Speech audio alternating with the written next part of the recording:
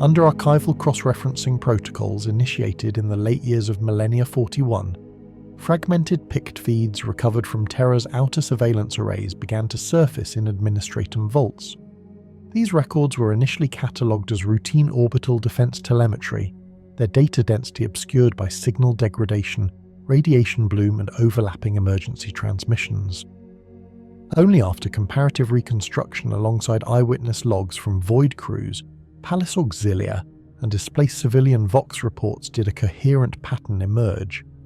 The footage did not depict a single moment of catastrophe, but rather a prolonged escalation.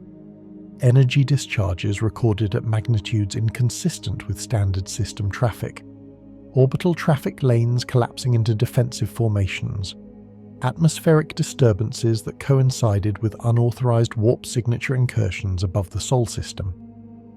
Cross-analysis of these materials revealed anomalies that could not be attributed to training exercises or isolated incursions. Auspex ghosts, initially dismissed as calibration errors, appeared across multiple independent sensor platforms. The same signatures appeared in orbital pict relays, deep void listening posts, and the astropathic echo trails left by distress messages routed through the segmentum solar network. In several cases, visual records show flashes of directed energy and mass displacement events occurring within the orbital exclusion zones above Terra itself. These findings prompted retrospective investigation by multiple Imperial institutions, each arriving independently at the same conclusion: the Throneworld had come under direct organised assault. Eyewitness testimonies from voidsmen stationed aboard defence monitors describe a sky filled not with stars, but with the silhouettes of hostile vessels breaking translation far closer to Terra than Imperial doctrine had deemed possible. Ground-level accounts from the outer districts of the Imperial Palace report tremors, auroral light phenomena, and the sustained thunder of orbital weapons fire reverberating through the bedrock. Civilian pict captures show the night sky over the Himalasia flashing with intermittent bursts of light, often followed seconds later by shock waves felt across entire habitation sectors. At the time, these reports were sequestered, their dissemination restricted to prevent mass panic. It was only after the consolidation of Mechanicus data forges and administratum conflict ledgers that the scope of the event became undeniable. What these fragmented records documented was not an isolated raid, nor a symbolic strike, but a coordinated large-scale engagement at the very threshold of the Imperial Palace.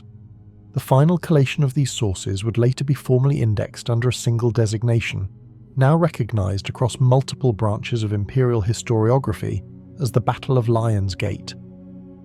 The origins of this conflict are inseparable from the broader galactic context of Millennia 41. At this point in Imperial history, Terra had endured 10,000 years without a direct planetary assault.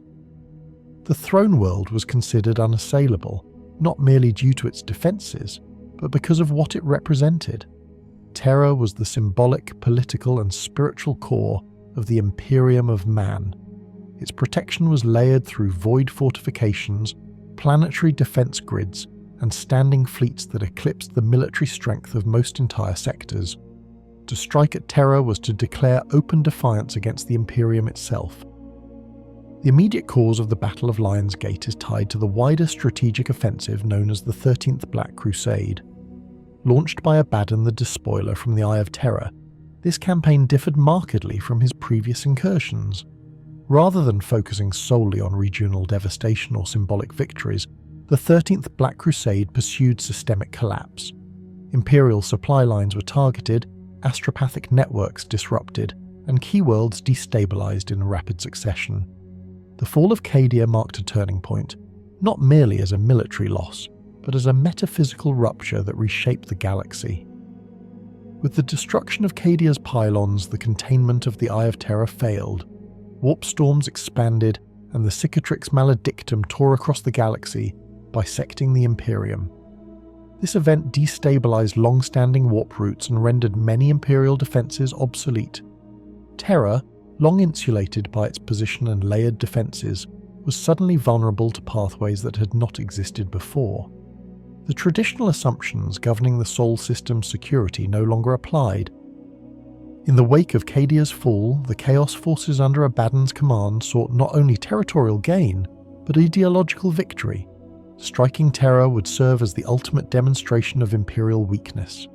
It would undermine faith in the Emperor's protection and fracture the already strained unity of the Imperium. Intelligence recovered after the conflict suggests that the attack on Terra was intended to be both militarily decisive and symbolically catastrophic, aimed at shattering the illusion of Terra's inviolability. The approach to Terra was marked by calculated aggression.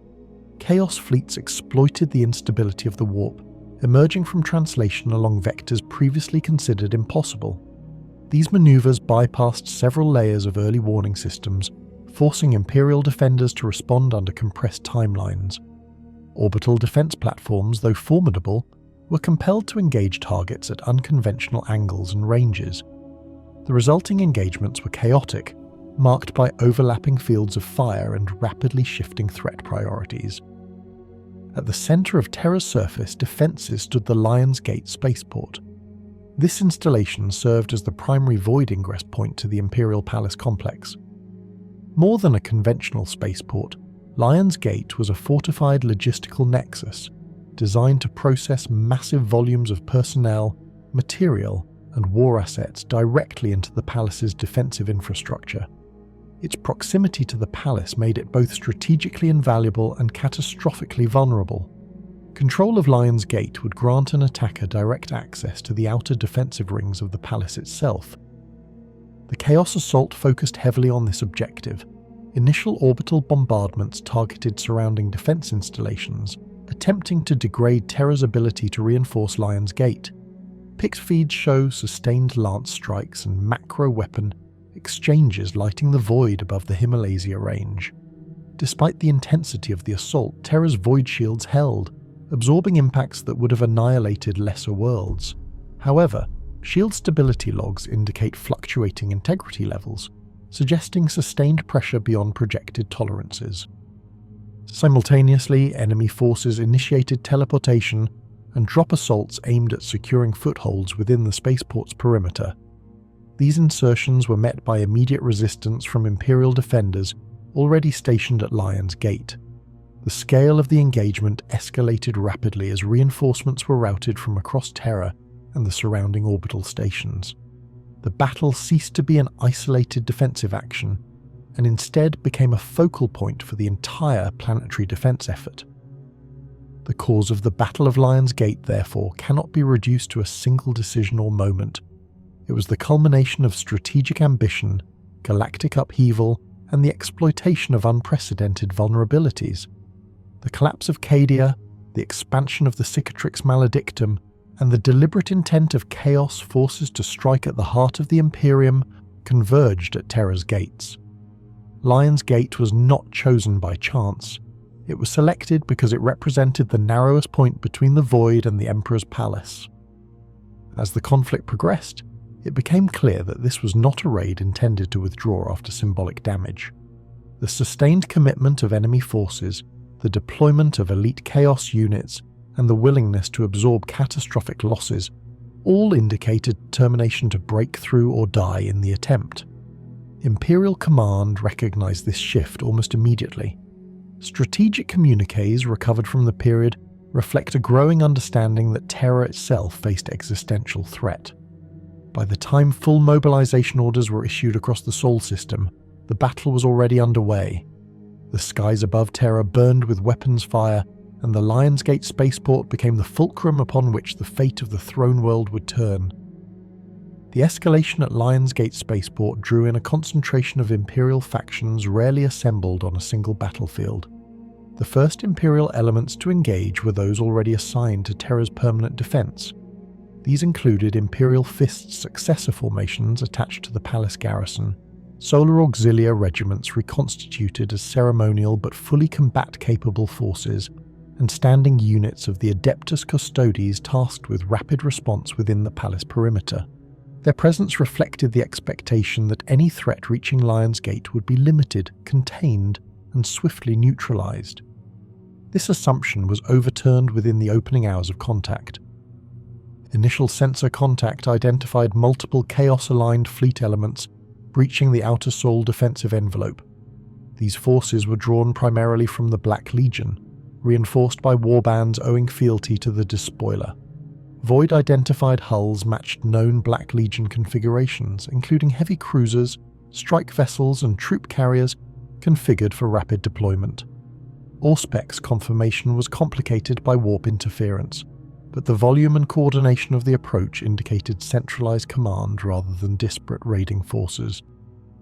The first encounters occurred in high orbit, where Imperial Navy battle groups attempted to intercept enemy vessels before atmospheric insertion could begin. These engagements were intense but inconclusive. Chaos ships demonstrated a willingness to close distance aggressively, absorbing losses to force gaps in Imperial coverage. Multiple enemy vessels were destroyed before reaching drop range, yet enough penetrated the defensive cordon to initiate surface-level assaults. At Lion's Gate itself, the first hostile contacts were teleportation incursions. Enemy boarding units materialized within outer concourse zones, cargo processing halls, and maintenance levels. These initial attackers consisted largely of Chaos Space Marines bearing Black Legion heraldry. Visual records describe power-armored figures advancing under sustained fire with little regard for casualties, using shock and momentum to destabilize defensive lines. Their objective was not immediate control, but disruption. Vox intercepts and battlefield telemetry suggest these early units were tasked with mapping resistance strength and identifying critical access routes. Imperial response was immediate and disciplined. Palace-aligned Imperial Fist's successor units established layered kill zones throughout the spaceport's interior, sealing bulkheads and rerouting civilian and non-essential personnel deeper into hardened shelters. Solar Auxilia formations deployed in combined arms configurations, integrating heavy las platforms, mobile barricades, and armoured carriers within the cavernous loading bays. These forces slowed the initial Chaos advance but could not prevent further insertions. As the engagement intensified, the Chaos assault broadened. Atmospheric dropships began descending through sustained anti-air fire, disgorging additional infantry and armoured support elements. These included corrupted heavy walkers and demonically augmented war engines whose presence was confirmed through both picked captures and Mechanicus after-action analysis. Their deployment marked a transition from probing attacks to full-scale ground assault. The arrival of Adeptus Custodes elements shifted the tactical balance in localized sectors. Custodian units, identifiable by their auramite armor and distinctive weaponry, were deployed selectively rather than en masse. Their engagements were characterized by rapid, decisive counterattacks aimed at severing Chaos spearheads before they could consolidate. Where Custodians entered the fight, enemy momentum stalled, and in several recorded instances entire Chaos formations were annihilated within minutes. However, these successes came at the cost of strategic overextension. The Chaos forces demonstrated an ability to reinforce losses rapidly, suggesting pre-positioned reserves and sustained logistical support from orbit. This capability contradicted earlier Imperial assessments that any attack on Terra would be short-lived due to supply constraints. Instead, Chaos commanders committed assets at a scale consistent with prolonged engagement, indicating that Lion's Gate was not merely a target of opportunity but a primary objective. Additional Imperial factions were drawn into the battle as the situation deteriorated. Elements of the Adeptus Mechanicus, stationed on Terra for maintenance of defense systems and arcane infrastructure, deployed Skitarii cohorts to protect critical machinery and power distribution nodes within the spaceport. These units operated with mechanical precision, prioritizing asset denial over territorial control. In several sectors, Mechanicus forces deliberately collapsed transit corridors and overloaded power conduits to prevent enemy exploitation. The Imperial Navy's Aeronautica Imperialis wings also entered the engagement at this stage. Atmospheric fighters and bombers conducted low-altitude attack runs against Chaos concentrations outside the spaceport perimeter, attempting to stem the flow of reinforcements. These operations were conducted under extreme threat from enemy anti-aircraft fire and warp-based anomalies that interfered with targeting systems. Losses were significant, but the sorties succeeded in delaying several enemy advances long enough for ground defences to reorganise. Chaos forces responded by escalating the ferocity of their assault. New enemy units appeared, including elite Black Legion formations equipped with heavier armour and specialised breaching equipment. Pict feeds show these units coordinating closely with warp entities manifesting within the battle zone. Demonic incursions were initially localised and unstable, but their psychological impact on non-augmented Imperial troops was severe. Reports from Solar Auxilia commanders describe sudden drops in unit cohesion when exposed to warp manifestations, despite extensive indoctrination and training. The hostile encounters reached a critical phase when Chaos forces attempted to seize the primary embarkation spires of Lion's Gate. Control of these structures would have allowed direct deployment of additional forces into the palace's outer rings. Imperial defenders concentrated their remaining reserves to prevent this outcome. The resulting engagements were among the most intense of the battle, characterized by sustained close quarters, fighting across multiple vertical levels. During this phase, command and control fragmentation became a significant challenge. Vox traffic logs indicate widespread interference, forcing many units to operate autonomously or rely on line-of-sight coordination. Despite this, Imperial forces maintained overall defensive coherence, a testament to the layered redundancy built into Terra's defense doctrine. Chaos forces, while aggressive, struggled to translate localized breakthroughs into systemic collapse. By the end of this stage of the battle, it was evident that neither side had achieved decisive control. Lion's Gate spaceport remained contested, its infrastructure heavily damaged but still operational in key sectors. Imperial forces had absorbed heavy casualties yet retained strategic depth. Chaos forces had committed substantial assets and revealed the true scale of their intent, but had not broken through to the palace. The factions involved and the nature of their first and subsequent encounters established the defining characteristics of the Battle of Lion's Gate. This was not a clash decided by a single heroic stand or catastrophic failure. It was a grinding confrontation between entrenched defenders and an attacker willing to expend immense resources for symbolic and strategic gain. The battle's outcome would hinge not on initial contact, but on endurance, reinforcement, and the capacity to adapt under unprecedented pressure. The closing phase of the Battle of Lion's Gate unfolded not through a single decisive maneuver, but through gradual attrition and strategic exhaustion.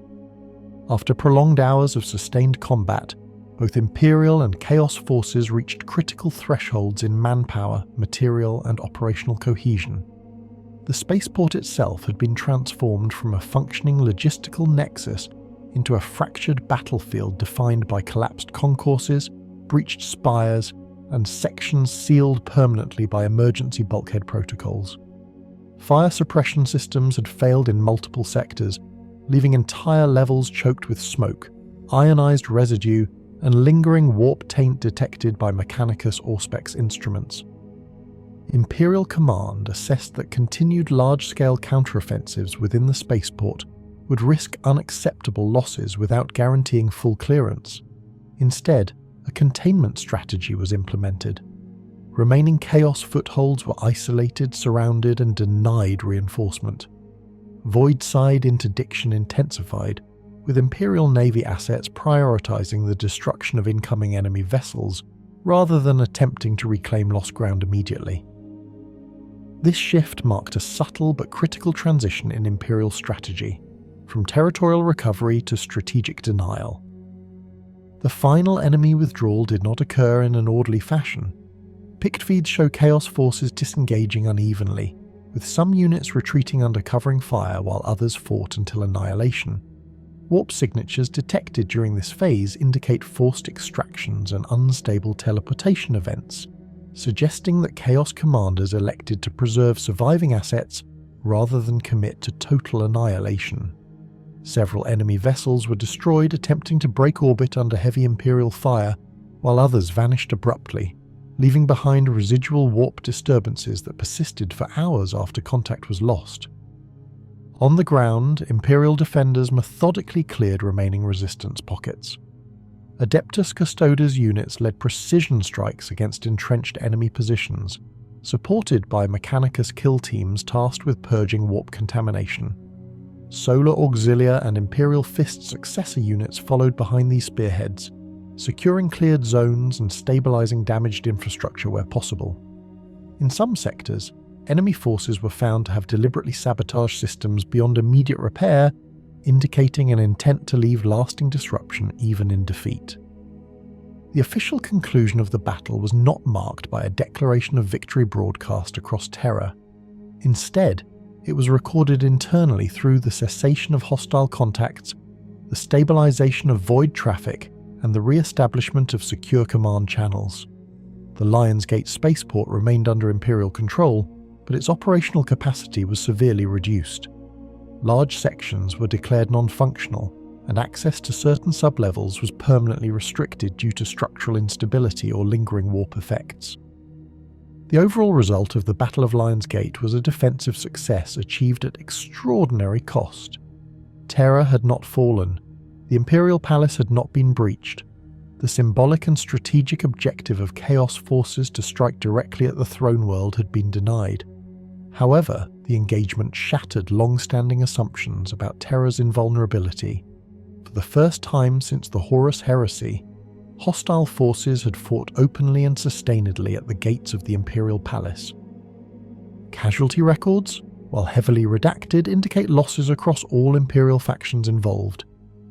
Solar Auxilia formations suffered significant depletion, particularly among units exposed to demonic manifestations and prolonged close-quarters fighting. Imperial Fist's successor chapters reported losses that required long-term restructuring of their Terra-based detachments. Even the Adeptus Custodes, though far more resilient, recorded casualties that were considered unacceptable by historical standards. These losses were not publicized, but their implications reverberated through Imperial strategic planning. Chaos losses were assessed to be severe, particularly among frontline assault units. The destruction of multiple vessels and elite formations reduced the immediate offensive capability of the Black Legion in the Sol region. However, post-battle intelligence emphasized that Chaos forces had demonstrated an alarming capacity to absorb losses without abandoning strategic objectives. The willingness to expend elite assets in an assault that did not guarantee success underscored the ideological nature of the attack. Key findings compiled by the Adeptus Administratum and the Adeptus Mechanicus following the battle focused on several critical areas. First, the collapse of traditional early warning assumptions was formally acknowledged. Warp instability following the fall of Cadia had rendered established defensive models incomplete. New translation vectors, unpredictable emergence points, and corrupted astropathic signals had allowed enemy forces to approach Terra with unprecedented proximity. This realization prompted a re-evaluation of system-wide defense protocols that would continue for decades.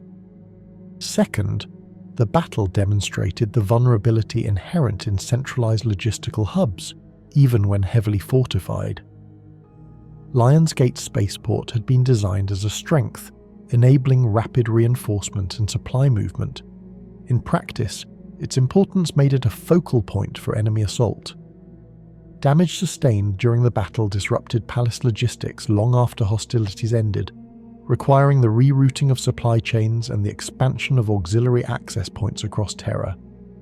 Third, the engagement highlighted the psychological dimension of warfare against chaos. Reports consistently note that the presence of warp entities and reality distortions had measurable effects on morale and unit cohesion among non-augmented Imperial forces. While discipline and training prevented collapse, the data prompted renewed emphasis on indoctrination, screening, and battlefield support measures for future engagements involving demonic threats. Finally, the Battle of Lionsgate forced Imperial leadership to confront the symbolic consequences of the conflict. Though officially framed as a repelled incursion, internal analyses acknowledged that the mere fact of the battle's occurrence represented a strategic victory for Chaos. Faith in Terra's absolute safety had been damaged. The Imperium could no longer credibly claim that the Throneworld was beyond reach.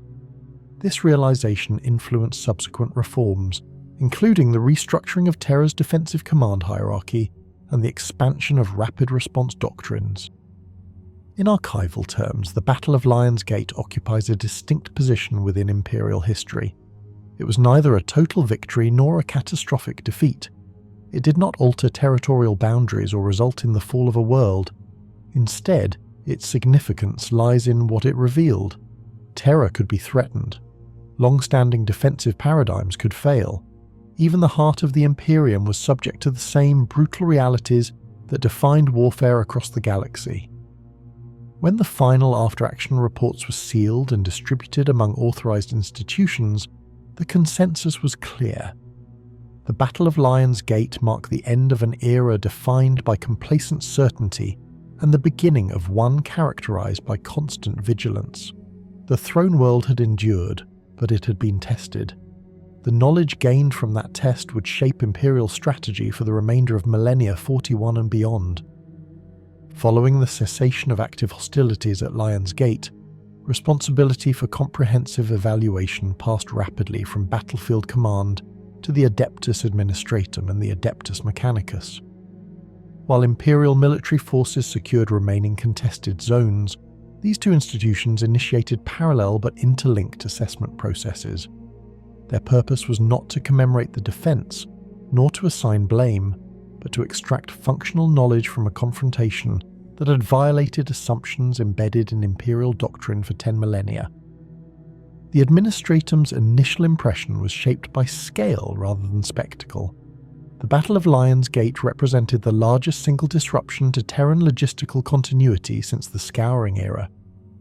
Unlike wars fought on distant fronts, every loss, delay, and miscalculation occurred within the Imperium's own administrative core. Tithe schedules, personnel transfers, data sanctum access, and even routine ceremonial traffic were interrupted. For the first time in recorded Administratum history, Terra itself was logged as an active war zone requiring emergency logistical reclassification. Early data collation revealed a critical stress failure in centralized throughput systems. Lion's Gate spaceport had functioned as the primary artery for high-priority material entering the Imperial Palace complex. During the battle, this concentration of flow proved to be both a strength and a liability. Administratum logisticians noted that while throughput capacity prior to the assault exceeded projected demand by significant margins, redundancy within the system was insufficient once even partial denial occurred. The moment several embarkation spires were rendered unusable, downstream distribution collapsed disproportionately. From an Administratum analytics perspective, this exposed a long-standing doctrinal flaw. Terran logistics had been optimized for efficiency under peacetime assumptions, not resilience under direct assault. Supply chains relied on predictable routing, scheduled arrivals, and hierarchical prioritization that assumed uncontested control of spaceport infrastructure. During the battle, these assumptions failed simultaneously. Requests for ammunition resupply, medical evacuation clearance, and replacement personnel experienced cascading delays, not due to lack of resources, but due to routing paralysis. Quantitative review of material flow logs demonstrated that during peak combat periods, less than 40% of authorized resupply orders reached their intended recipients within acceptable timeframes. In several documented instances, frontline units defending interior sectors of Lion's Gate were forced to redistribute ammunition locally rather than rely on centralized provisioning. While this improvisation prevented immediate collapse, Administratum analysts flagged it as evidence of systemic brittleness rather than adaptive strength. The Adeptus Mechanicus approached the aftermath from a different but complementary angle. Their impressions centered not on flow and authority, but on machine integrity, system coherence, and technological sanctity. Initial surveys conducted by Magos-led audit teams identified widespread damage not only from conventional weapons fire, but from warp-induced interference that standard Terran systems were not designed to withstand. Machine spirits across multiple defense platforms exhibited erratic behavior, requiring manual override or ritual recalibration. Mechanicus data forges recorded anomalous error patterns within void shield generators, power distribution nodes, and Auspex arrays. These anomalies did not correspond to physical damage alone. Instead, they reflected localized corruption of data logic, suggesting exposure to empiric phenomena during the battle. In practical terms, systems that appeared intact failed unpredictably, while others continued to function despite structural compromise. This inversion of expected performance metrics complicated repair prioritization and undermined predictive maintenance models. One of the most significant Mechanicus findings concerned power load distribution during the engagement. Lion's Gate had been designed to draw energy from multiple redundant plasma reactors, each capable of supporting the spaceport independently. However, under combat conditions, emergency protocols caused these reactors to synchronize in ways that amplified rather than mitigated stress. When several distribution conduits were severed, power rerouted through remaining lines at intensities exceeding safe tolerances. This resulted in cascading failures that spread beyond the initial damage zones. Mechanicus analysts concluded that these protocols, though compliant with ancient Martian design principles, had not been tested against sustained hostile action combined with warp interference. The machine logic assumed rational, predictable threat patterns. The Chaos Assault violated those assumptions by introducing nonlinear disruption. As a result, systems behaved according to correct internal logic while producing catastrophic external outcomes. Administratum and Mechanicus records converge most clearly in their assessment of personnel movement during the battle. Terra's population density and layered access restrictions created severe bottlenecks once emergency redeployment orders were issued. Administratum clearance hierarchies conflicted with Mechanicus sanctum restrictions, delaying the movement of repair crews, Skitarii units, and technical adepts into contested zones. In multiple cases, Mechanicus teams were delayed by Administratum authorization protocols that had not been designed for real-time battlefield conditions. Post-battle reconciliation of these delays revealed that several critical systems might have been stabilized earlier had cross-institutional command authority been clearer. This finding was politically sensitive and heavily redacted in distributed summaries. Nevertheless, internal administratum memos acknowledged that institutional compartmentalization, while effective for long-term governance, proved maladaptive under immediate existential threat. From a statistical standpoint, the administratum compiled extensive loss and disruption metrics. These included not only casualties and material expenditure, but secondary effects such as delayed astropathic transmissions, interrupted tithe confirmations, and suspended planetary petitions. The data showed that even short-term disruption at Terra propagated outward across segmentum solar within days. Entire subsectors experienced administrative lag due to backlog accumulation at Terran data hubs. This realization prompted a significant shift in administratum doctrine.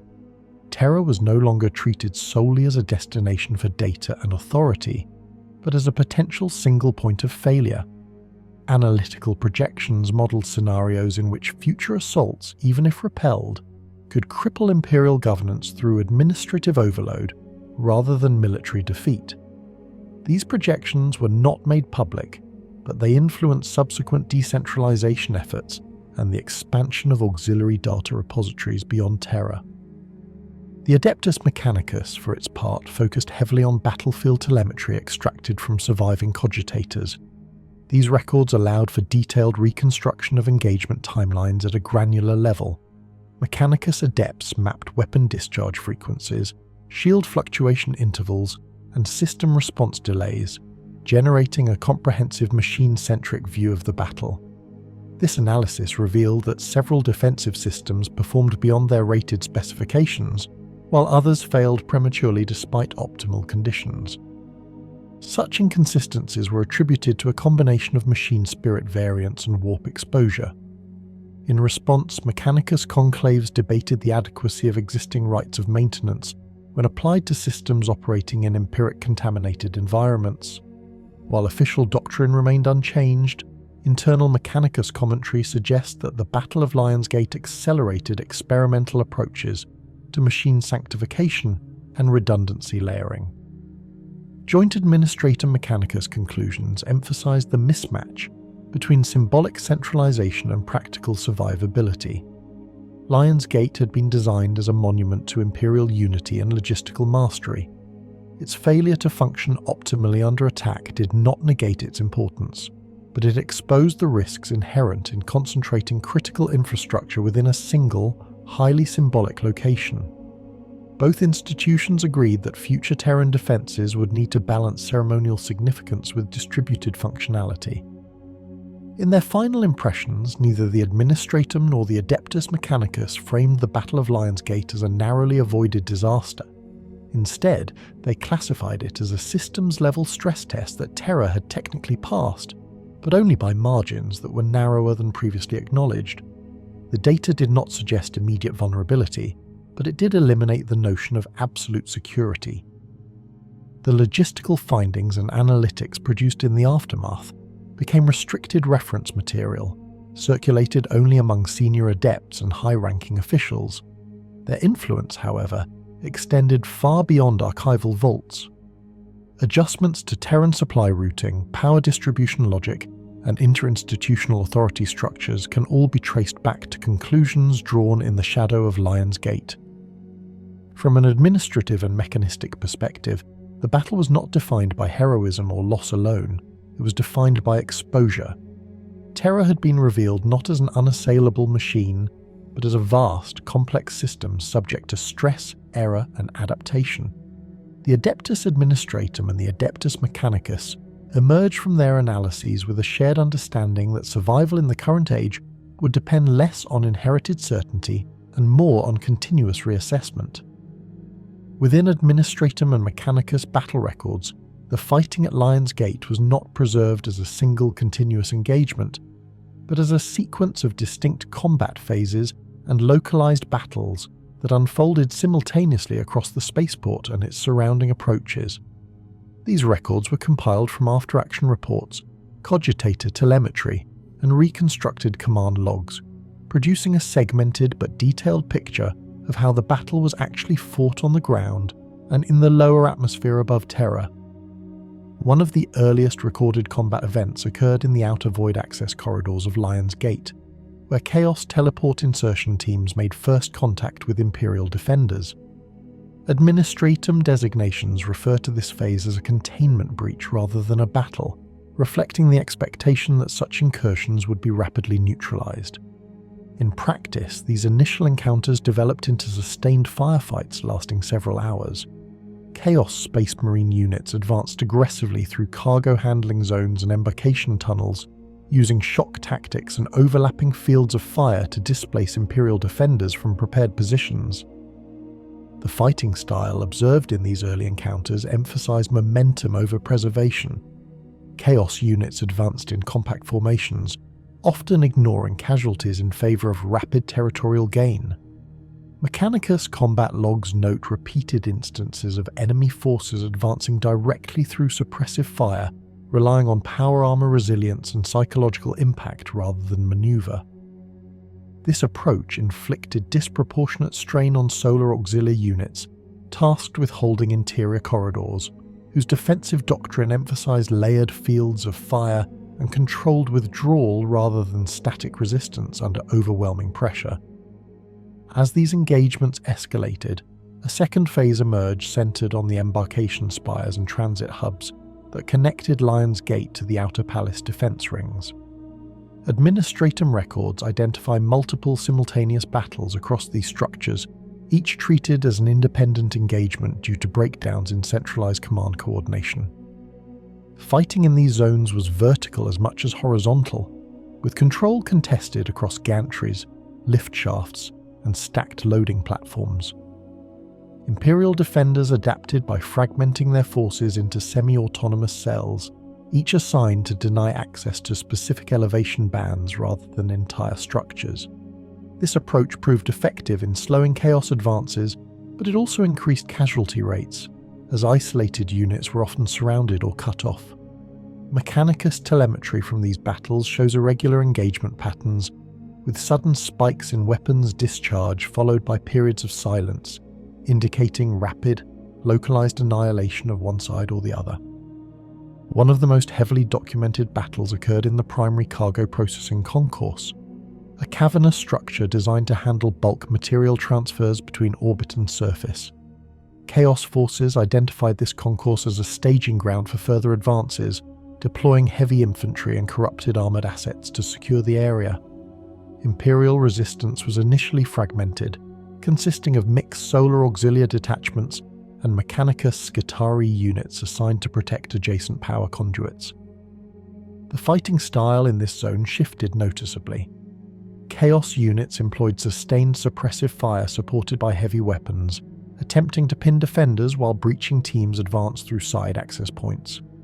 Imperial forces responded with coordinated crossfires and targeted demolition, collapsing sections of overhead infrastructure to limit enemy movement.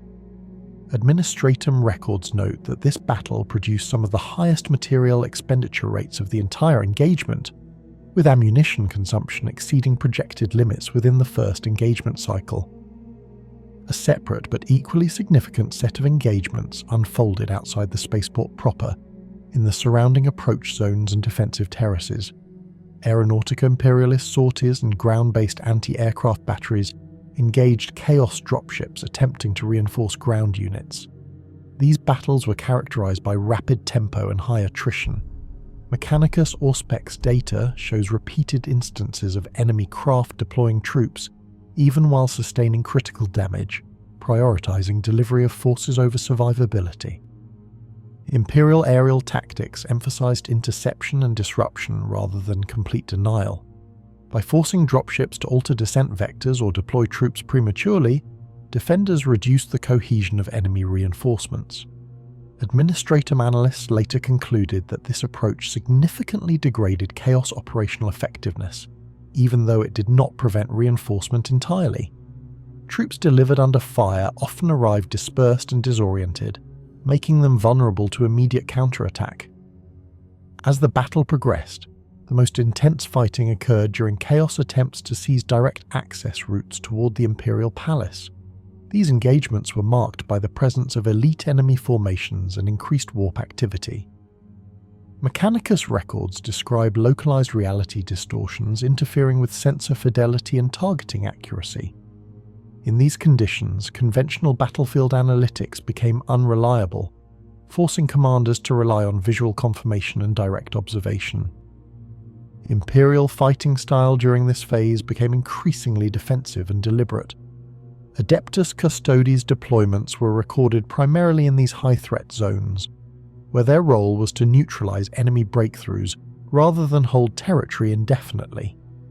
Custodian combat records show rapid engagement cycles, with enemy formations eliminated in brief but decisive actions. However, these interventions were limited in scope, reflecting the strategic necessity of preserving Custodian strength for potential deeper incursions.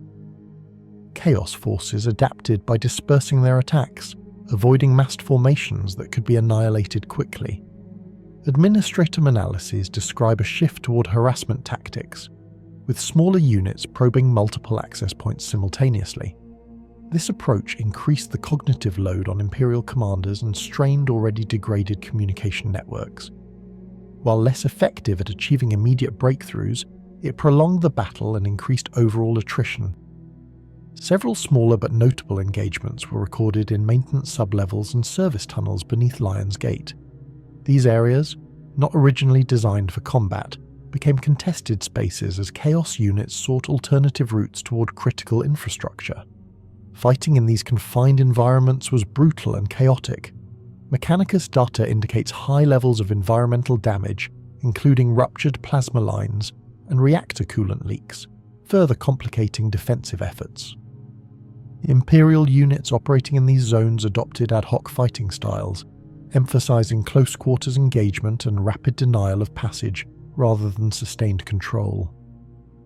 Administratum records note that many of these battles were resolved without clear command oversight, relying instead on junior officers and non-commissioned leaders to make immediate tactical decisions. While this resulted in uneven outcomes, it prevented Chaos forces from exploiting these secondary routes at scale. Across all recorded battles, a consistent pattern emerged in chaos fighting style. Enemy forces demonstrated a willingness to absorb losses in pursuit of symbolic and strategic objectives.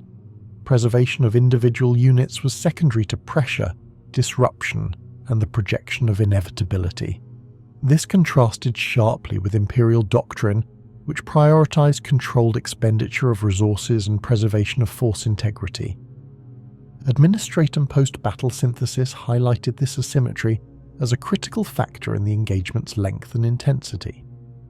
Imperial defenders were tactically superior in most localized engagements, but their doctrine was strained by an enemy unconcerned with proportionality.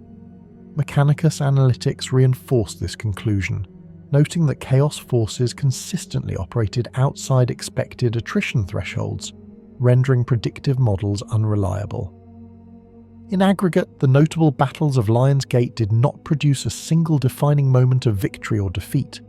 Instead, they formed a mosaic of engagements, each contributing incrementally to the overall outcome. Control shifted repeatedly across the spaceport, with neither side achieving sustained dominance.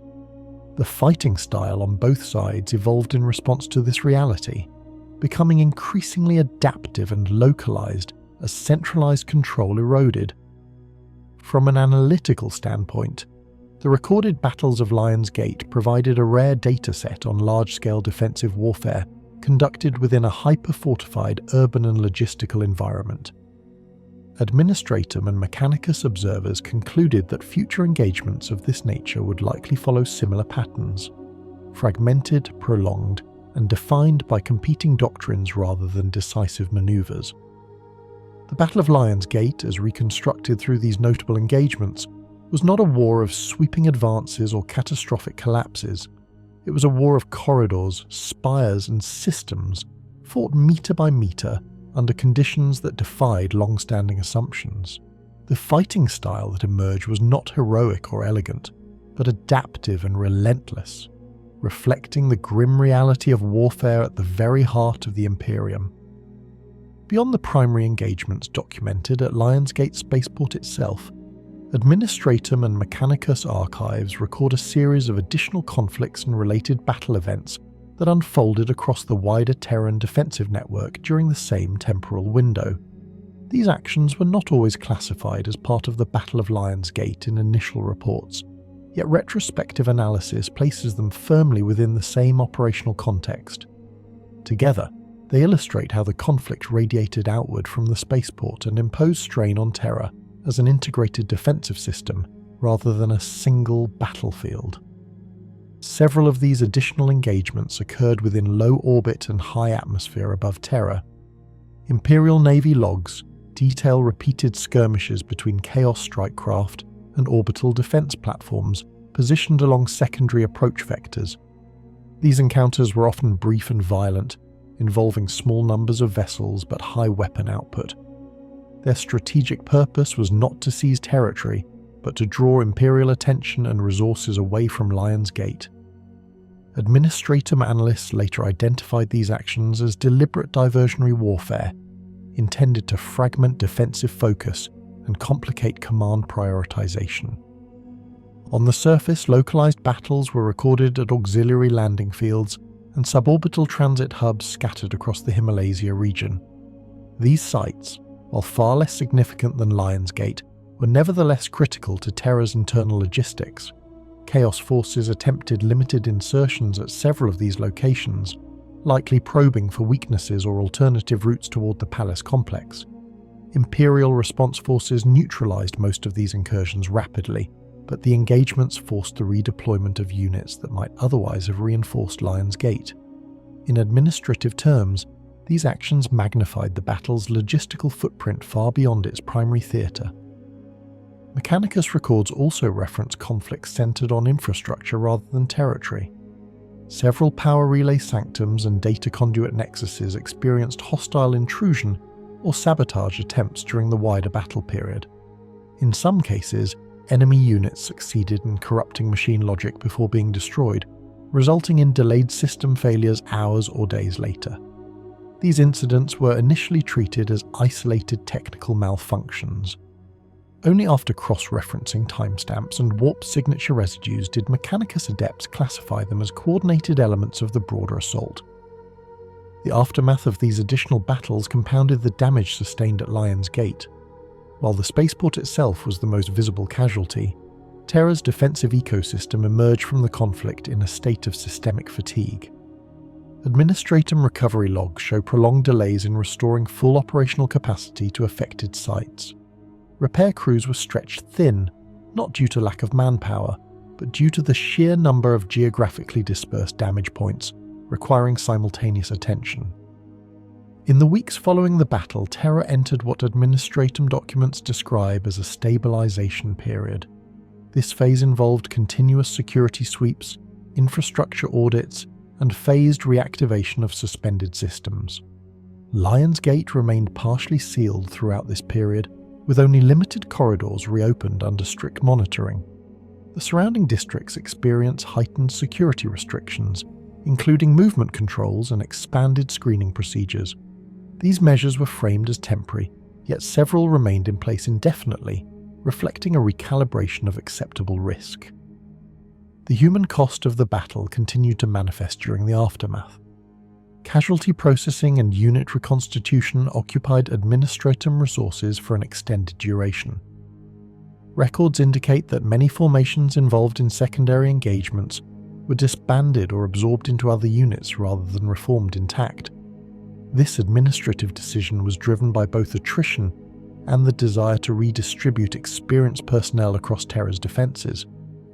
While efficient on paper, it diluted unit identity and continuity, a consequence acknowledged but deprioritized in favour of overall readiness. From the Adeptus Mechanicus perspective, the aftermath centred on purification and recalibration. Warp contamination detected during the battle necessitated extensive rites of cleansing across multiple sites. Some systems required complete decommissioning, their machine spirits deemed irreparably compromised. In a few cases, replacement components were installed without full understanding of prior configurations, due to loss of original schematics or data corruption. Mechanicus reports note these instances with concern, recognizing them as potential sources of future instability. The final analysis, produced jointly by Administratum and Mechanicus bodies, did not frame the Battle of Lion's Gate as an isolated crisis resolved through force of arms alone. Instead, it was assessed as part of a broader pattern of warfare emerging in the post-Cadian galaxy. Chaos operations demonstrated increasing emphasis on systemic disruption, rather than outright conquest. By forcing Terra to expend immense resources defending itself, even unsuccessfully, the enemy achieved measurable strategic effect. Administratum analysts concluded that the additional wars and battle records associated with Lion's Gate revealed a shift in enemy doctrine. The attack was not intended to capture Terra outright, but to erode confidence, exhaust defences, and expose vulnerabilities. Every secondary engagement, no matter how small, contributed to this objective by increasing administrative load and operational uncertainty. In this sense, the battle extended far beyond the spaceport, manifesting wherever Imperial systems were forced to react under pressure. Mechanicus' final assessments echoed this view, emphasizing that technological superiority alone was insufficient when confronted with nonlinear threats. Defensive systems built for predictability struggled against an adversary willing to exploit chaos, corruption, and asymmetry. The data gathered from secondary engagements reinforced the conclusion that future Terran defenses would need to prioritize adaptability and isolation tolerance over maximum efficiency. In summary, the additional wars and battle records surrounding the Battle of Lion's Gate reveal a conflict whose true scope exceeded its name. The aftermath was not defined by reconstruction alone, but by institutional introspection. Terra survived, yet the battle permanently altered how its defenders understood security, resilience, and the nature of modern warfare. The final analysis recorded in restricted archives characterizes Lion's Gate as a warning rather than a catastrophe. It demonstrated that even failed assaults could achieve strategic success through disruption and revelation. For the Adeptus Administratum and the Adeptus Mechanicus, the lesson was unambiguous. The age in which Terra could rely on inherited certainty had ended. What followed would demand continuous adaptation, perpetual vigilance, an acceptance that even the heart of the Imperium was now a battlefield in waiting. The Inquisition's involvement in the Battle of Lion's Gate began later than that of other Imperial institutions, yet its assessments extended further and deeper. While the Adeptus Administratum and Adeptus Mechanicus focused on restoration and systemic analysis, the Inquisition approached the aftermath with a different mandate. Its concern was not how Terra had been defended, but what had been allowed to manifest upon it. For the Ordos represented on Terra at the time, the battle was not merely a military engagement, but a potential contamination event of the highest order. Inquisitorial impressions were shaped by the convergence of three factors rarely observed simultaneously at the Throneworld. The first was the sustained proximity of chaos forces to the Imperial Palace. The second was the duration of warp exposure across critical Terran infrastructure. The third was the presence of phenomena that resisted classification under known doctrinal frameworks. Individually, each would have warranted investigation. Together, they triggered immediate escalation to sealed review status. Initial Inquisition observers were embedded indirectly, operating through data requisition rather than battlefield presence. They accessed Administratum casualty ledgers, Mechanicus telemetry archives, and astropathic echo logs captured during the engagement. From these sources, they identified inconsistencies that could not be explained by fog of war or bureaucratic error alone. Timestamps failed to align across otherwise synchronized systems. Certain Vox recordings exhibited discontinuities that did not correspond to signal loss. In several cases, identical sensor readings appeared simultaneously in locations separated by impossible distances. These anomalies prompted direct Inquisition deployment to selected sites within and beneath Lion's Gate. What these teams encountered defied full articulation within standard reporting language. Physical damage alone did not account for the state of several areas cleared during the battle's final phase. Walls bore stress fractures inconsistent with explosive force. Surfaces showed localized aging and degradation patterns, suggesting rapid temporal distortion rather than thermal or kinetic damage. In some sealed corridors, Auspex readings fluctuated despite the absence of active power sources or warp signatures. Witness testimonies collected under oath deepened these concerns. Solar Auxilia survivors, Imperial Navy crew, and even Mechanicus adepts described moments during the battle when spatial orientation failed. Corridors appeared longer than schematics indicated. Engagement zones seemed to repeat, with units encountering resistance in areas previously cleared. These accounts were remarkably consistent across individuals who had no opportunity to coordinate their statements. None could provide a coherent explanation, only the shared assertion that the environment itself had become unreliable. The Inquisition did not interpret these reports as hallucination or stress-induced misperception. Cross-referencing with data from the Cicatrix Maledictum's expansion, Ordo Malleus analysts concluded that Terra had experienced localized empiric bleed-through events of a kind previously thought impossible within the Sol system. These events did not manifest as overt demonic incursions alone, but as subtle distortions of causality and perception. They were transient, unstable, and difficult to detect, yet their implications were profound. One of the most troubling unexplainable findings concerned warp presence without sustained demonic anchoring. In several zones, residual warp energy was detected after enemy forces had withdrawn, yet no corresponding entities could be identified. Standard doctrine held that warp manifestations required either ritual anchoring or continued psychic pressure. At Lion's Gate, neither condition appeared consistently present. The warp had intruded, altered reality, and receded without leaving a clear mechanism behind. Inquisition scholars debated whether this represented a new phase of empiric interaction following the fall of Cadia. Some speculated that the thinning of reality across the galaxy had reduced the threshold for such incursions, allowing warp phenomena to manifest opportunistically rather than deliberately. This interpretation remained unconfirmed, but it was treated with sufficient seriousness to warrant classification as a strategic level threat assessment. Another area of concern arose from the behaviour of sanctioned psykers during the engagement. Reports indicate that several psykers experienced feedback loops when attempting to sense or counter warp activity near Lion's Gate. These effects range from temporary disorientation to complete loss of psychic output.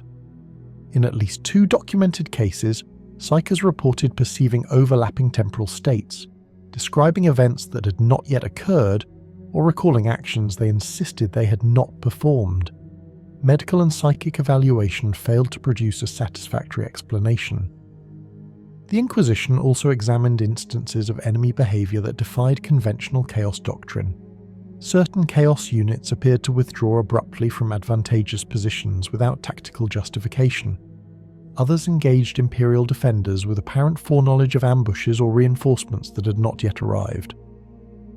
While such behaviour could be attributed to warp foresight or coincidence, the frequency of these incidents suggested a deeper pattern. Ordo Malleus analysts questioned whether some enemy actions were responses to phenomena both sides only partially understood. Of particular interest were sealed reports concerning entities encountered during the battle that were neither fully demonic nor conventionally material. These entities were described in fragmentary terms, often by witnesses whose credibility would normally be beyond question. Descriptions varied, but common elements included indistinct form, absence of identifiable heraldry, and behaviour inconsistent with known warp predators. Engagements with these entities were brief and violent, ending either with their disappearance or with no recoverable remains. The Inquisition declined to classify these encounters definitively. Instead, they were catalogued as unconfirmed manifestations pending further corroboration. The reluctance to assign labels reflected an institutional awareness that premature categorization could obscure genuine novelty. Terra had been exposed to something unfamiliar, and the Inquisition was unwilling to assume that existing taxonomies were sufficient. Beyond physical and metaphysical anomalies, the Inquisition noted subtle but persistent changes in informational integrity. Data recovered from multiple sources showed evidence of retroactive alteration. Entries in logs appeared to have been edited without record of access. In some cases, original data could be partially reconstructed from redundant backups, revealing discrepancies that could not be attributed to human intervention.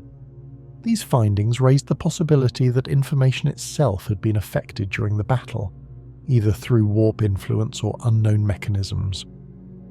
Inquisition impressions of the Battle of Lion's Gate therefore diverged sharply from those of other Imperial institutions. Where the Administratum saw disruption and recovery, the Inquisition saw intrusion and residue. Where the Mechanicus identified system failure and adaptation, the Inquisition perceived contamination and uncertainty. The battle was not viewed as concluded simply because hostilities had ceased. Its effects persisted in ways that were difficult to measure and harder to contain. The unexplainable findings compiled in the aftermath were not disseminated beyond the highest clearance levels. Even within the Inquisition, access was tightly restricted. The prevailing assessment was that public acknowledgement of such phenomena would undermine confidence in Terra's sanctity and invite dangerous speculation. Yet suppression did not equate to dismissal. Dedicated monitoring protocols were established across Lion's Gate and adjacent palace sectors, with long-term observation authorized without fixed termination dates. In closing its initial observations, the Inquisition characterized the Battle of Lion's Gate as a threshold event. It was not merely the first major assault on Terra in 10,000 years, but the first to leave behind phenomena that could not be fully explained by existing Imperial knowledge. The Throneworld had endured, but it had been altered in subtle ways that resisted immediate understanding. For the Inquisition, this realization was more unsettling than any battlefield loss. The enemy had not simply tested Terra's defenses, it had tested the limits of Imperial comprehension. The implications of that test would continue to occupy sealed vaults, watch lists, and inquisitorial conclaves long after the last scars of the battle had faded from the surface of Lion's Gate. In the period following the Inquisition's initial observations, further examination of the Battle of Lion's Gate shifted from broad assessment to granular reconstruction. Ordo Malleus and Ordo Hereticus archivists isolated specific combat records that diverge from established causal models. These anomalies were not treated as isolated curiosities. Instead, they were collated into sealed comparative files, each representing a moment where the recorded reality of the battle failed to align with expectation, doctrine, or known precedent. One recurring anomaly appeared in cross-referenced battle timelines. Administratum and Mechanicus logs, when aligned minute by minute, revealed engagements that appeared to overlap spatially without intersecting physically. Units reported sustained combat in zones that, according to structural schematics, could not accommodate the number of forces present. In at least 3 recorded instances, 2 separate Imperial units claimed to have occupied the same defensive position simultaneously, each engaging enemy forces independently and without awareness of the other. Post-battle inspection confirmed no structural duplication or hidden compartments that might explain the discrepancy. Inquisition analysts did not attribute these inconsistencies to clerical error. The level of corroboration across independent sources was too high, and the individuals involved had no shared command chain or opportunity for coordination. Instead, the incidents were catalogued as spatial overlap events. While the term carried no official doctrinal definition, it was used internally to denote moments where spatial integrity may have been compromised under empiric influence. These records were sealed immediately and excluded from wider analytical summaries. Additional anomalies emerged from casualty reports. Several individuals were listed as killed in action at times, and locations later contradicted by subsequent sightings or recovered Vox traffic. In some cases, these individuals were confirmed to have continued fighting for hours after their recorded deaths. Medical examination of surviving personnel revealed no evidence of resurrection or warp possession. The discrepancy lay not in the individuals themselves, but in the sequence of recorded events. Inquisition commentary notes describe these cases as temporal displacement indicators, though the term was used cautiously and without definitive attribution. Documented encounters involving enemy forces presented equally troubling irregularities. Certain Chaos units appeared in combat zones without any recorded insertion event. No teleportation signatures, atmospheric descent traces, or breach points were identified. These units were observed engaging Imperial defenders briefly, before either being destroyed or withdrawing into areas that later inspection showed to be sealed or collapsed at the time of contact. The absence of a plausible ingress route led Inquisition investigators to conclude that conventional movement could not account for their presence. One sealed report describes an engagement within a maintenance sub-level beneath Lion's Gate, where an Imperial Fist's successor detachment encountered a small enemy formation bearing Black Legion markings. The fight lasted less than 6 minutes and ended with the complete destruction of the Chaos unit. However, when Mechanicus teams arrived to recover remains, they found no physical evidence of the enemy ever having been present. Weapon discharge residue, impact scarring, and biological traces were limited exclusively to Imperial sources. Despite this, all Imperial personnel involved sustained injuries consistent with close-quarters combat, and ammunition expenditure logs matched their accounts precisely. The Inquisition categorized this and similar incidents as non-persistent manifestations. These encounters were treated neither as hallucination nor as conventional demonic projection. The absence of residual warp energy complicated classification, as standard manifestations typically left detectable traces. The possibility that these were transient incursions anchored only briefly to material reality was raised but remained unproven. As a result, such encounters were sealed under provisional designation, pending future comparative cases. Sealed astropathic records provided further cause for concern. Several distress messages transmitted during peak combat periods contained embedded data fragments that did not correspond to any known encoding method. These fragments, when isolated, produced patterns resembling fragmented battle telemetry, yet they referenced engagements that were not otherwise recorded. Attempts to reconstruct these fragments resulted in contradictory outputs, suggesting that the data itself had been altered during transmission. Inquisition Psychonar specialists warned that these anomalies could represent indirect warp-mediated interference with information rather than deliberate encryption or corruption. Of particular interest were reports involving sanctioned psychers who operated near zones of heightened anomaly concentration. In multiple sealed interviews, these individuals described perceiving the same engagement occurring repeatedly, each time with minor variations. Some reported the sensation of correcting mistakes that they could not recall making, while others described experiencing the outcome of an action before consciously performing it. These accounts were consistent across different psychers, none of whom had prior contact with one another. Subsequent psychic evaluation confirmed that their abilities remained intact, ruling out burnout or possession as explanatory factors. The Inquisition also examined enemy behavior that suggested awareness of these anomalies.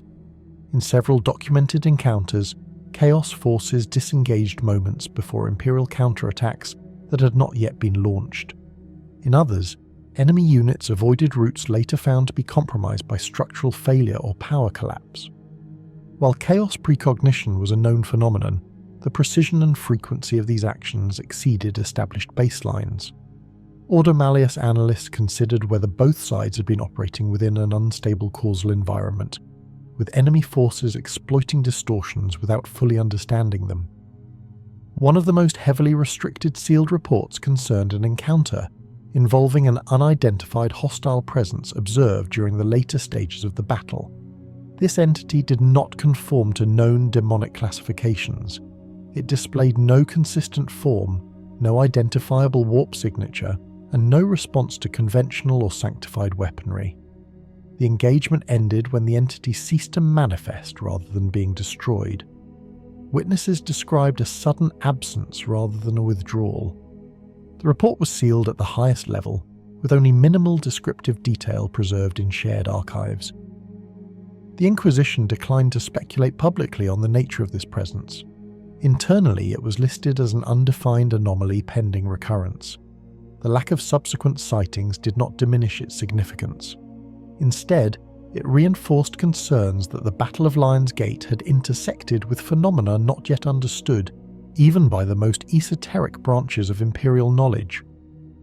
Collectively, these anomalies reshaped the Inquisition's interpretation of the recorded wars and battles associated with Lion's Gate. What appeared to other institutions as fragmented combat records were reclassified as evidence of a destabilized operational reality. The battle had not simply been fought across space and time, it had strained the underlying structure that allowed events to be recorded, ordered, and understood. As a result, numerous records from the engagement were permanently sealed. These included full transcripts of anomalous encounters, unredacted astropathic logs, and all material related to undefined manifestations. Access was restricted not only to protect Imperial morale, but to prevent the spread of potentially hazardous knowledge. The Inquisition recognized that understanding such phenomena prematurely could invite replication or exploitation. In its internal conclusion for this phase of analysis, the Inquisition stated that the anomalies recorded during the Battle of Lion's Gate could not be dismissed as isolated aberrations. They represented a pattern consistent with a broader post-Cadian reality shift. Terra had not merely been attacked, it had been subjected to conditions under which the fundamental assumptions of warfare, causality, and record-keeping no longer held absolute validity. These findings were not accompanied by immediate action plans or doctrinal reforms. Instead, they were marked for long-term observation. Monitoring cells were established. Cross-sector anomaly databases were expanded. Comparisons were authorized with incidents reported elsewhere in the Imperium Nihilus and Imperium Sanctus. The Battle of Lion's Gate became a reference point, not for how wars were won or lost, but for how reality itself could be destabilized under sufficient pressure. For the Inquisition, the sealed reports of Lion's Gate did not signify the end of inquiry. They marked the beginning of a watch that, by design, had no defined conclusion. The following record is compiled from sealed inquisitorial memoranda, cross-referenced witness extractions, redacted noospheric captures, and post-event astropathic residue analysis. clearance designation exceeds standard Ordo protocols. Distribution beyond this archive is prohibited under pain of censure or erasure. In the immediate centuries following the Battle of Lion's Gate, the Inquisition did not concern itself with the engagement in isolation, but rather with the convergence of improbabilities that surrounded it. From an Ordo perspective, the battle did not present as a singular military event, but as a point of gravitational distortion in the historical record, where causality, intent and outcome diverged from expected Imperial models. The battle was decisive, yet unresolved. Victorious, yet incomplete. The kind of event that leaves the Imperium standing while subtly altering the ground beneath it. Early inquisitorial audits focused on the disparity between recorded force deployments and observed effects. Multiple sealed reports note that the level of resistance encountered at Lion's Gate should, by predictive models, have resulted in catastrophic breach within the opening phase of engagement. Yet this did not occur. Instead, Imperial lines held with an efficiency that bordered on statistical impossibility. The Inquisition flagged this not as proof of divine intervention, a conclusion left deliberately unspoken, but as an anomaly requiring containment rather than celebration. Classified files from the Order Malleus record traces of immaterial interference that could not be attributed to known warp entities. These manifestations lacked the usual signatures associated with demonic incursion. There were no consistent psychic echoes, no identifiable patron resonance, no lingering corruption patterns among survivors. Instead, what was observed was absence, gaps in the warp where pressure should have existed, silence where noise was expected. This absence was deemed more troubling than any overt manifestation, as it suggested either an unknown suppressive force or a transient alignment of conditions not reproducible under controlled analysis. Parallel Ordo Xenos documentation addresses enemy behavioral deviations during the latter stages of the battle. Hostile forces demonstrated moments of tactical hesitation inconsistent with their established operational doctrines. Engagement transcripts reveal instances where enemy formations failed to exploit open vectors, withdrew from advantageous positions without clear provocation, or redirected assets toward targets of negligible strategic value. While battlefield chaos could explain isolated incidents, the frequency and timing of these deviations implied external influence. The Inquisition did not speculate on motive in the official record, but noted the pattern as strategic incoherence under unknown pressure. Perhaps most tightly sealed are the files concerning human perception during the final hours of the conflict. Multiple independent testimonies, extracted under sanctioned hypno-interrogation, describe sensations of temporal distortion. Soldiers reported prolonged moments compressed into seconds, or conversely, actions that felt instantaneous despite extended engagement logs. Chronometric instruments showed no systemic failure. Time, according to machine record, progressed normally. It was human perception that fractured.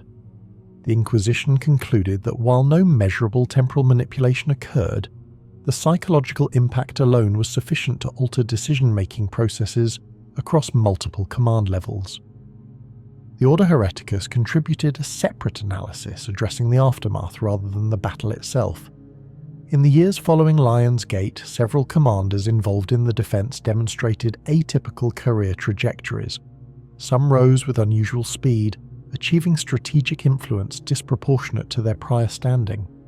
Others withdrew from command voluntarily, citing reasons that did not withstand scrutiny, but were nonetheless accepted without challenge. The Inquisition observed that institutional resistance to these anomalies was markedly subdued, as though the Imperium itself preferred not to examine the event too closely. One sealed conclave transcript records a debate regarding whether Lion's Gate constituted a historical fixed point, an event whose outcome was resistant to alteration by conventional means. While the term itself was never formalized, the underlying concern was clear. Attempts to re-simulate the battle using predictive cogitation consistently failed. Minor variable changes produced wildly divergent outcomes, none of which aligned with the recorded result. The Inquisition quietly classified Lion's Gate as non-replicable, recommending that it not be used as a doctrinal model despite its apparent success. Of particular interest are the files marked with sigils of multiple ordos, indicating rare cross-authority consensus. These documents suggest that Lion's Gate may represent a convergence of imperial will, material readiness, and immaterial circumstance that cannot be engineered, only encountered. The implication is subtle but profound, that there are moments in imperial history where survival is not the product of planning alone, but of alignment beyond human authorship. Such conclusions were carefully buried beneath layers of bureaucratic abstraction to prevent theological interpretation. Inquisition final assessments emphasize restraint. There is no call for monuments beyond those already raised, no sanctioned liturgies commemorating unseen saviors, no expansion of the event into myth. Instead, Lion's Gate is to remain a closed chapter, referenced when necessary but never interrogated too deeply. The danger, according to the final marginalia, lies not in what occurred, but in the Imperium's impulse to assign meaning where uncertainty must remain. The closing recommendation is unequivocal. Lion's Gate stands as a victory that should not be replicated, studied too closely, or invoked as precedent. It is a reminder that not all threats to the Imperium announce themselves as enemies, and not all salvation arrives in forms that can be understood. The Inquisition's role, as ever, is not to explain such moments, but to ensure that their consequences remain contained.